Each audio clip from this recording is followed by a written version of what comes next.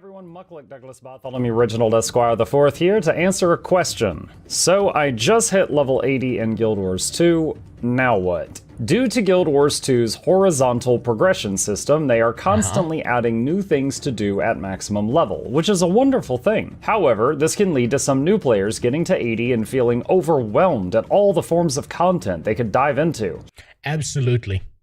The way I described it in the message that I sent to Mukluk is that I feel like the game has broken itself open to me like a human piñata at a cartel birthday. There's just everything everywhere and it's too much to deal with for a first timer. Here are my recommendations on what to do when you hit 80. First up, work on your story. That's the green text in the top right corner. If you hit level 80 before finishing it, you So that's what I'm doing on my main. will want to get it done at some point, both because it is a Also, yes, Super God, I saw the new units. The Raiden is fucking amazing if you use it correctly. great story, and it has nice rewards as well. I myself had a goal of knocking out one step of the story each play session until I got it all done. Map completion. The world map is huge, and you will want to have it all opened up so that anytime you need to waypoint somewhere, you already have it unlocked. Additionally, every zone you So map completion is the most boring content I can imagine. Like, you would probably want to do that off stream, because you are literally just running around, teleporting to different, like, getting different waypoints everywhere. Or you'd maybe want to, like, first go and do the parts of the story that get you the flying mount, so you can use the flying mount to fly everywhere and get the parts of the waypoints a lot easier. The new air unit that is 2 long range boys. Which one's that? You can't be talking about the Phoenix. The Phoenix has been there for a very long time. Raiden is the big giant unit that shoots electricity. Maybe you're talking about the Mantis. MC is boring. Did it once when, yeah, no, I can imagine, like, hopping around from point to point has got to be some of the dullest shit imaginable, especially if you've got people who are playing Guild Wars 2 already watching you, because it's like, what the fuck are you doing? You might as well... Again, let's consult the chart. If I am playing map completion Guild Wars 2, I need to be a super hot girl with my ass and titties out.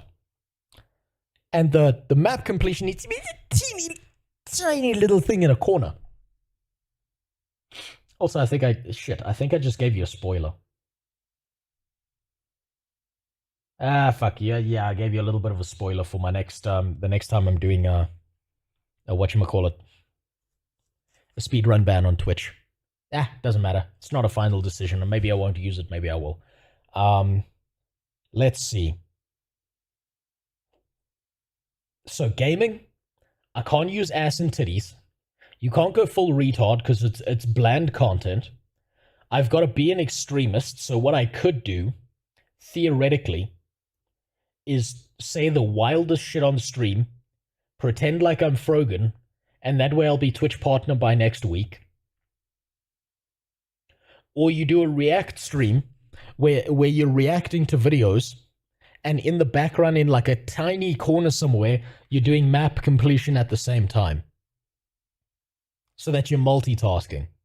That's the only way I can see to do it online that would work. Because just flat map completion has got to be the most boring shit imaginable.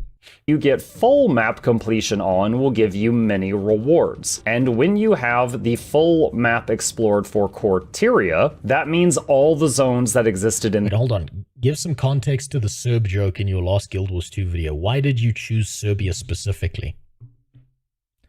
No. I won't give you context. I'm going to let you figure that one out for yourself. You know, there's not a single video I've made where everyone's been able to figure out every single little thing that I'm talking about and why I did it. Because I'm mentally ill. So I'm not going to give you the answer. No, it's there. It's in the video. It makes sense. You're focusing too much on the meme and not the background I used. in the original game before the expansions and bonus content, you will get Gifts of Exploration, which can be used for crafting legendary weapons should you wish to do so. Similar to my advice from earlier, perhaps set a goal each play session to open up— Hold on. Talk about the law of the map or the town. Knife to see, in order to do that, I would have to be a Guild Wars 2 veteran. I would need to have spent an infinite amount of time playing the game to the point that I know all the lore in the story. Now, I do know a decent amount of it from playing the base game and playing it on an alternate account and leveling a bunch of 80s. But here's the problem is I don't know it well enough. And on top of that, if I don't know it well enough, it gets even more boring because not only am I doing map completion, I'm then reading the fucking wiki. I'm literally just reading the wiki to you, which makes it worse. Now hold on, he's got a space dildo out. Let me try again. Legendary weapons should you wish to do so. Similar to my advice from earlier, perhaps set a goal each play session to open up a few waypoints and points of interest on the world I don't do goals. Sorry. No, we don't do goals. We fail all the time. That's how it works. map, and you'll slowly get this done. Gearing up. If you just hit 80, you probably have a mix of green, blue, and yellow gear, maybe a few pieces of orange exotic. You can now start working on replacing all of that with— Are you allowed to say those words on YouTube? exotic orange and ascended gear. That's the pink text. I have a video on some of the best ways to do that. I'll link it down below. Try out the different game Nika, please. That gear is fine. I'm not gonna go out and gear my character. Come on. This is Guild Wars 2. This isn't WoW sweaty mode. modes. Perhaps after knocking out a little of the world map and the story each day, try out one of these game modes. See which ones you like and which ones you don't. There is nothing wrong with only liking some modes of the game. I know plenty of people that only raid or How fucking dare you? How fucking dare you? You have to love everything about a game. How dare you say that you can love only one component of a game? That's disgusting. Sickening. I've never heard such disgusting opinions in my life. only PvP, or they only play Norns and they think that is okay. I myself— Did I hear that right? raid, or only PvP, or they only play Norns and they think that is okay. I myself—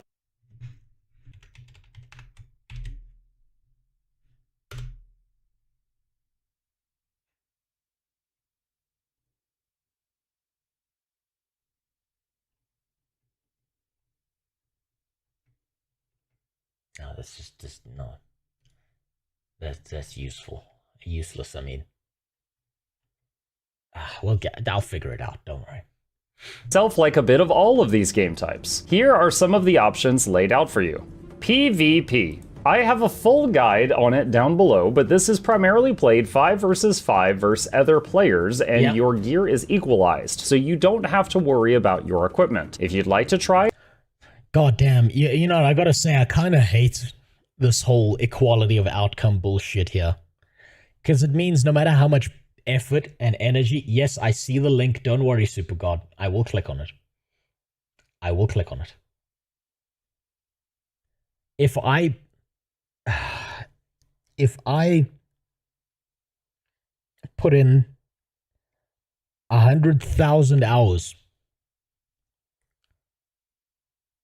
of effort and work and energy and time and effort into gearing out my character, and fucking Ming Bao from China, who plays Beethoven blindfolded while fucking stir-frying egg fried rice in a fucking wok on the top of a Buddhist temple, shows up and wipes the floor with me,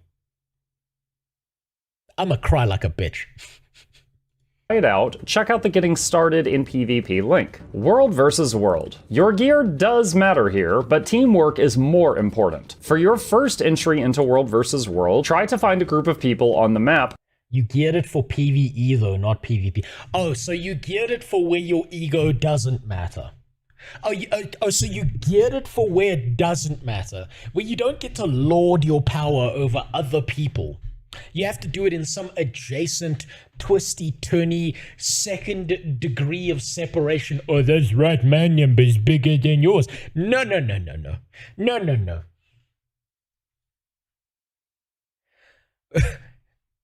When the British showed up in Africa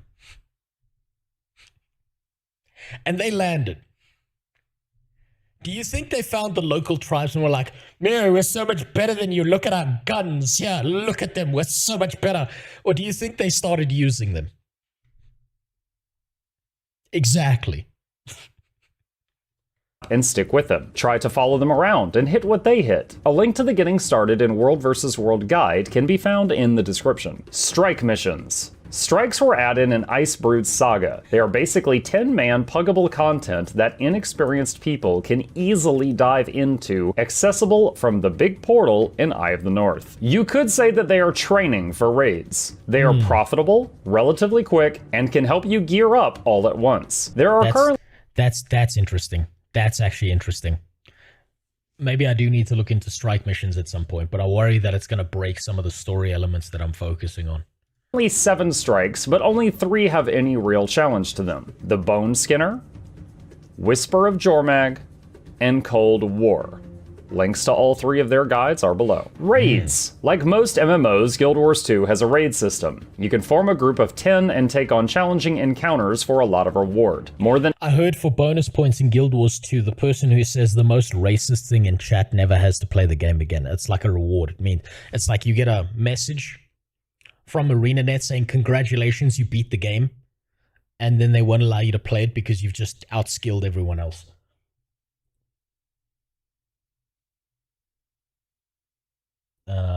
Strikes are story relevant after IBS. Exception, 1 you will do after season 1. Okay, so I've got to wait until I'm done with irritable bowel syndrome, then I can worry about the rest. In any other game mode, you should do some preparation before diving into raids. I have a guide on getting started for raids as well as a playlist. How far are you in the story? I'm still on Living World. I'm still like Living World Season 1. I'm still doing the story elements. I would have been further if I had fucking internet last week. God damn it. List of rapid fire explanations for the various bosses. Links down. You know what? Let's just not say that again. The links are always down below. Dungeons, dragon response missions, yeah, and you got to keep saying that. I'm sorry. This is actually a YouTube viewer problem. You have to keep saying that shit because you'll say it 5 times, and then some guy in the comment will unironically ask you, "Yo, like, where's this link to this?" and not know it's in the description. fractals are all 5-man content. Dungeons are from the original game and are located around Tyria. Fractals are kind of... No one cares about dungeons. So yeah, fractals are probably where everyone is. Improved dungeons with 100 levels of difficulty, ascended loot, and a lot of gold, and can be accessed from Lion's Arch. And dragon response missions are from the Icebrood Saga, accessed from the portal in Eye of the North. Same place as the strikes. Of these... So it seems like this Eye of the North place is probably where you're going to find most players just chilling out and waiting. 3 modes of 5-man content, fractals are my personal favorite and the most profitable at the time of recording this. I have a guide on fractals if you need it. World bosses. There are many world bosses and meta events that occur every few hours in dozens of different zones. You can type /wiki /ET to open the... Jesus, that was a bump in volume. Also, I'm going to save fractals for later. Super God. Thank you for the offer, but I'm going to save that for later. I do want to do fractals, like, as a singular piece, just because I want to be able to remember the first time I did them. You know, your first sexual experience, you always want to remember it, right? The first time Father Daniels took you into the back office, and you met God. That's what he called his penis. The event timers webpage and see which one will be spawning soon, and if you enjoy it, you can join groups of people fighting world bosses one after another. Crafting. If you haven't already, you can pick up some trades in town and build them up. This allows you to make things like 32 slot bags, better armor... Wait, hold on. Is crafting actually worth it?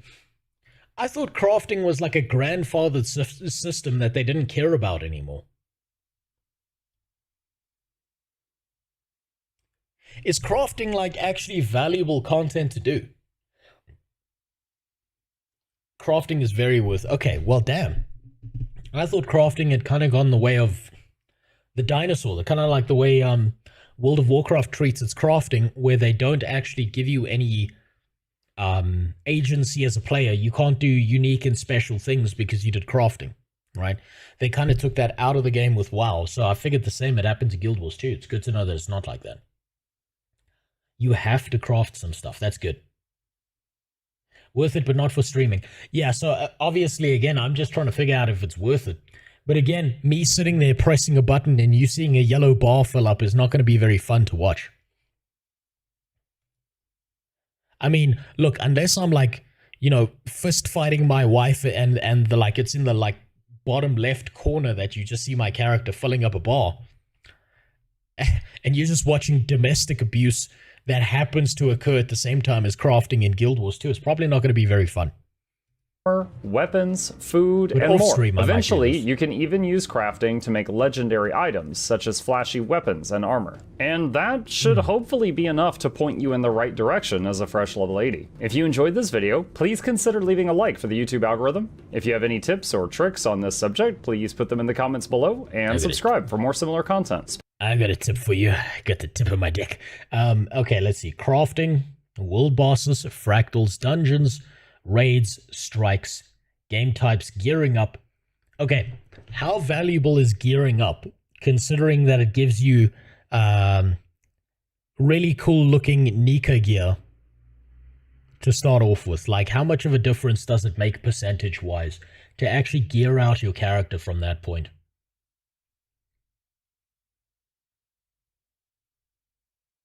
What days of the week is the stream? I need to know so I can take off work. Basically, fluently, it's supposed to be I do Guild Wednesday too. I do Guild Wars and stuff on Wednesday. Every other day of the week, whenever I can, I do the WoW workout challenge that I'm doing. And then I want to add other content on top of that. But I also need to find time to continue to make the videos that I want to make on my main channel. Busy working on one now. It's not going so great. I need to make it better. Special thanks to our patrons who make this content possible, and if you'd like to become one and earn perks and bonus vids, there's a link to that in the description. Thanks for watching, and happy gaming! Okay, cool.